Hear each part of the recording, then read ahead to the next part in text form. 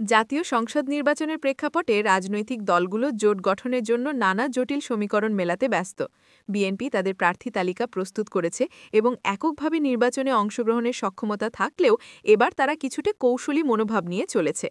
দীর্ঘদিন ক্ষমতার বাইরে থাকা বিএনপি এবার জাতীয় নাগরিক পার্টি এনসিপিকে পাশে পেতে যায়।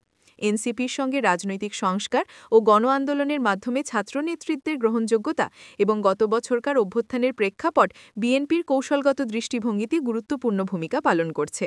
বিএনপির স্থায়ী কমিটির সদস্য সালাউদ্দিন আহমেদ নিশ্চিত করেছেন যে এনসিপির সঙ্গে নিয়মিত যোগাযোগ ও সংস্কার বিষয়ক আলোচনা হয়েছে, যদিও আনুষ্ঠানিকভাবে আসন ভাগাভাগির বিষয়ে কোনো চূড়ান্ত সিদ্ধান্ত হয়নি। এনসিপির নেতারা আশঙ্কা প্রকাশ করেছেন যে কেন্দ্রীয়ভাবে বিএনপি যদি আসন ছাড়ে, স্থানীয় পর্যায়ে এনসিপিকে যথাযথ সহযোগিতা নাও মিলতে পারে।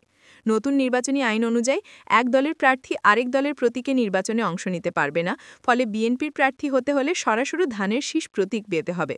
এনসিপি আত্মপ্রকাশ করলেও পুরনো রাজনৈতিক ধারা ও শক্তির মাঝে ভারসাম্যের প্রতীক হিসেবে গুরুত্বপূর্ণ ভূমিকা পালন করছে।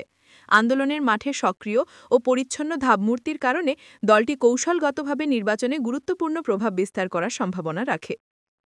বিএনপি দীর্ঘদিন ক্ষমতার বাইরে থাকায় এবার তারা একক লড়াইয়ের বদলে জোট গঠন বা সমঝোতার মাধ্যমে ভোটের লড়াইয়ে অংশ নিতে চায়। এটি একটি রাজনৈতিক কৌশল যা ক্ষমতায় ফেরার সম্ভাবনা বাড়ানোর লক্ষ্যে নেওয়া হয়েছে। এনসিপি একটি নতুন রাজনৈতিক দল হিসেবে আত্মপ্রকাশ করলেও তারা গত বছরকার অভ্যুত্থান ও ছাত্র নেতৃত্বের মাধ্যমে জনমতের মধ্যে একটি গ্রহণযোগ্য অবস্থান তৈরি করেছে। তাদের পরিচ্ছন্ন ভাবমূর্তি ও সক্রিয় আন্দোলনে অংশগ্রহণ এনসিপিকে রাজনৈতিক ভারসাম্যের একটি প্রতীক হিসেবে তুলে ধরেছে। বিএনপি ও এনসিপির মধ্যে আনুষ্ঠানিক কোনো আসন ভাগাভাগির চুক্তি হয়নি। এনসিপির নেতারা আশঙ্কা প্রকাশ করেছেন যে কেন্দ্রীয় পর্যায়ে বিএনপি যদি আসন ছাড়ে, তবে স্থানীয় পর্যায়ে এনসিপিকে যথাযথ সহযোগিতা নাও মিলতে পারে।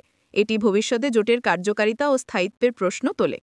নির্বাচনী আইনে পরিবর্তন আনা হয়েছে, যার ফলে এক দল অন্য দলের প্রতীকে প্রার্থী দিতে পারবে না। এটি একদিকে নির্বাচনকে স্বচ্ছতর করতে সাহায্য করবে, তবে অন্যদিকে রাজনৈতিক জোট গঠন ও সমঝোতায় জটিলতার সৃষ্টি করতে পারে। বিশেষ করে বিএনপির মতো বড় দলকে সরাসরি ধানের শীষ প্রতীক নিয়ে নির্বাচনে অংশ নিতে হবে। জাতীয় সংসদ নির্বাচনের প্রেক্ষাপটে বিএনপি তাদের রাজনৈতিক অবস্থান শক্তিশালী করতে জাতীয় নাগরিক পার্টির মতো নতুন রাজনৈতিক শক্তির সঙ্গে সমঝোতা ও জোট গঠনে অনিচ্ছুক নয়। তবে আনুষ্ঠানিক আসন বণ্টন সংক্রান্ত কোনো চূড়ান্ত সিদ্ধান্ত এখনো হয়নি, যা ভবিষ্যতে জোট গঠনে জটিলতা তৈরি করতে পারে। নির্বাচনী আইনে পরিবর্তনের ফলে দলের স্বাতন্ত্র্য বজায় রাখা বাধ্যতামূলক হওয়ায় রাজনৈতিক জোট গঠন ও কৌশলগত সমঝোতায় নতুন আইনি চ্যালেঞ্জ আসতে পারে।